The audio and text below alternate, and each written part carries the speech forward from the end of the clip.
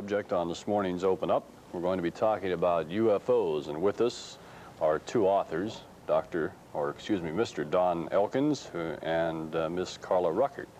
And they have written this book, which is Secret of the UFO.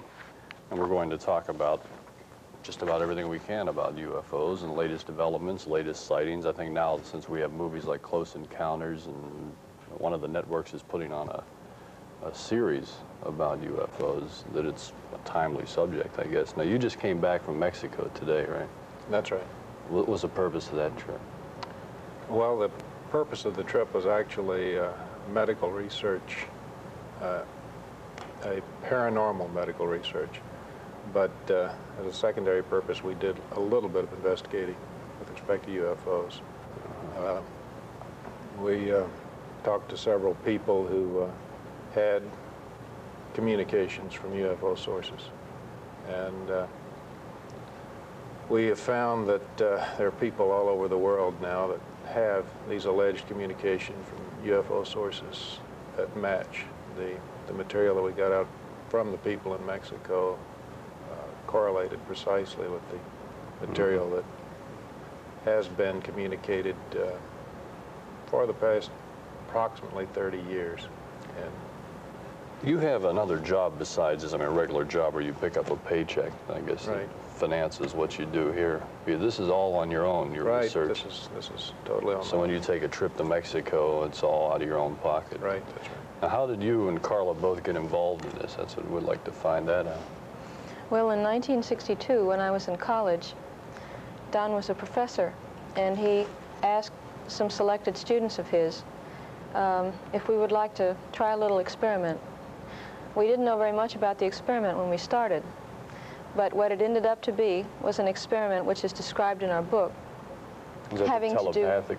Yes, having to do with attempting to contrive or manufacture the type of contactee information that Don had been collecting for years from all over the world. The experiment was incredibly successful from the point of view of collecting the same type of data without we students knowing anything about it previously. And it intrigued me so much that I kept up with his work, and in 1970 I went to work with him full-time and have been with him ever since. Now, do you have another job besides this? No, I don't anymore.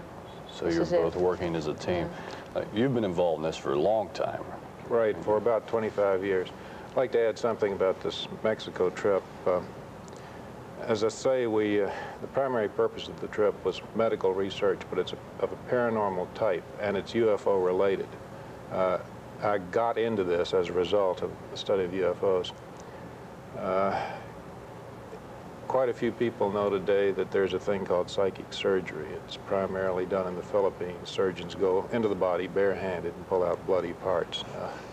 There's a lot of controversy about this, but we went to Mexico to investigate a healer that operates with a Bowie knife, no antiseptic, no anesthetic, cuts into the body and performs surgery. We observed several operations, and we're both operated on ourselves.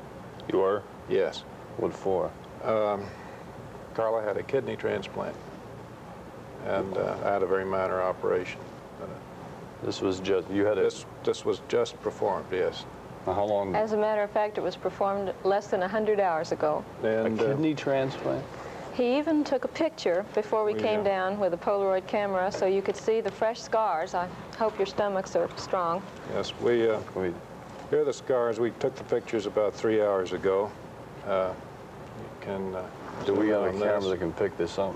Well, this is, how is this? First of all, I don't know if you can see the scar there. There were actually two operations. This was the first one. This Mexican peasant lady says to me in Spanish through an interpreter, "I'll just take out your kidneys, wash them off, and put them back. And if they're not good enough, I'll take the two halves, put them together, and transplant a new one in the other side," which is exactly what she did. The top fading scar was done about 2 weeks ago, and 4 days ago she did the transplant. No No sort of anesthesia at all involved in it. No, there was nothing, although the healing, as you can see, is very well advanced. I don't know what this has to do with UFOs, but I mean, this is a fascinating thing in itself. Well, this is a very advanced part of UFO research. You get into all kinds of things when you start with UFOs. I mention this because the UFO phenomena is very far-reaching, and the UFO phenomena actually led me into this type of research. This is going to London. I'm going to mail it at the airport tonight. It goes to a medical doctor who was present at the surgery Wednesday night. He left for London yesterday, and this will catch up with it. Is surgery like that legal in America? It's not legal almost anywhere, which is why we haven't said too much about the specifics. This kind of healing, although it has existed for many years, has not been recognized by the medical profession in an orthodox sense. And although medical people all over the world are working hard to bring all of this kind of healing into one. Well, it's obvious if you had a kidney transplant, you must have had some major health problems. Oh yes, I've been on disability for a year with arthritis, and the arthritis came from kidney failure when I was 13. An interesting part of this healer, and this is true of many healers like this, is that when I came to her with arthritis, she didn't even listen to me. She went straight for the kidneys. She said, all your troubles are coming from the kidneys. Diagnosis, everything, from a simple peasant lady who couldn't possibly know. And now how did she get the ability to do this? Is that how the involvement with This is one of the things that we're investigating. Let me back up now and show you how this connects to the UFO phenomenon. Yes. Dr. Andrija Puharich is a medical doctor. He wrote the book Uri, about Uri Geller. The book you mentioned in your book, right, too. The book Uri is primarily about UFO contact. Dr. Puharich is the leader of the medical team investigating the healer in Mexico. We have been with him, and he was present and observed both Carla's surgery and the surgery on myself. We believe that both surgical operations have been successful. We'll know for sure in a few months. Now, the healing phenomena, the paranormal healing phenomena, is related to the UFO phenomena very, very closely. If you study UFO literature, you will find that in a large number of cases, miraculous healings occur when a person is either in close contact with a UFO or is taken on board a UFO. I'll give you a few examples. An 80-year-old Argentinian who had no teeth at all was in close contact with a UFO. A bright light was shined on him, and he subsequently grew a third set of perfect teeth. A highway patrolman in Louisiana had an alligator bite on his hand. He came in close contact with the UFO, and instantly the alligator bite healed. A doctor in France had a cut on his leg, a very deep cut with an axe. A bright light from UFO shined on his leg. Actually, it was over his entire body, but the leg healed instantly without a scar. A hunter in the West was taken on board a UFO, and after he returned from this alleged journey, he was examined in a hospital and found to have no tuberculosis scars, and he had very bad tuberculosis scars in the lungs prior to the encounter. This is repeated and repeated and repeated over and over again. And part of a deep investigation of the UFO phenomena includes the healing phenomena, and that's what led us to Mexico. Now, how did this little peasant lady find out she had the ability to do this, or what's her story? This story is, all of these stories are fantastic, and is so far out of the normal that it's very difficult to get into a total explanation until you have a large background. But to make a long story short, she claims to, well, let's say that when she is in the altered state of consciousness, a voice speaking through her claims to be Cuauhtemoc, son of Montezuma. And Cuauhtemoc is a discarnate entity that operates through the woman and takes over her body and actually does the surgery. Now, Dr. Puharich was allowed to pull the knife out of a patient. This just happened last week. And he grabbed the knife, and he has a very calibrated pull. He's practiced. And he pulled a ½ pound and nothing happened. Put on a pound and nothing happened. He got up to 10 pounds before the knife came out. He said it was like it was held in the body by a magnet. When she did the kidney transplant, she put the knife in the body, slit through the entire back, made a slit for the kidney, placed the kidney beside the knife blade, and the kidney was drawn into the body as if by a vacuum. Now, you were awake this whole time. I certainly was. What did you feel, Doreen?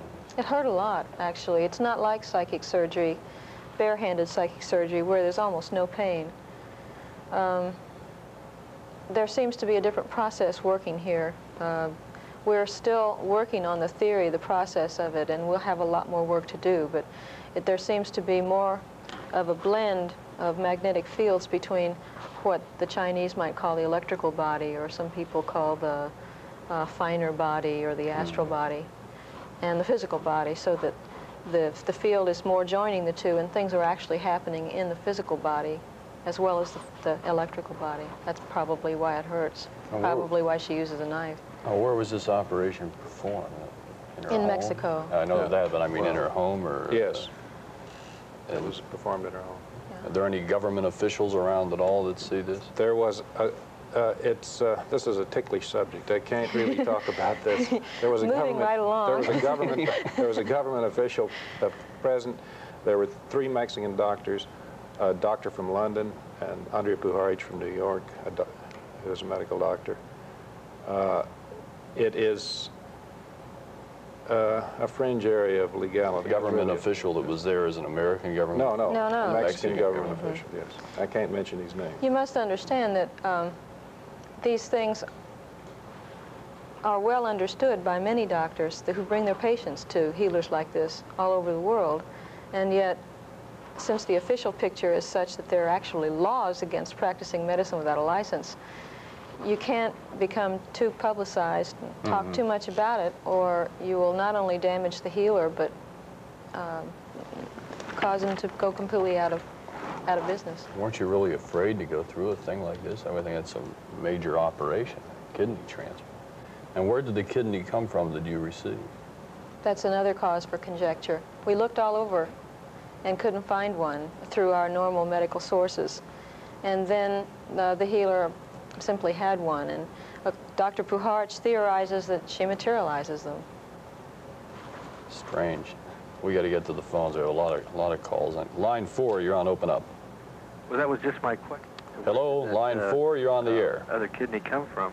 But also, I'd like to know if either one of these people have had any personal experiences with UFOs. I'm sorry, sir, we missed the first part of your question. Could you ask it again? Part of the question was, you had already asked that just before I got on the air, about where the kidney came from, and that the second part of it was, have either one of these individuals actually had any personal contact with UFOs? Okay, thank you. I've personally seen 2 UFOs. I know a UFO when I see it.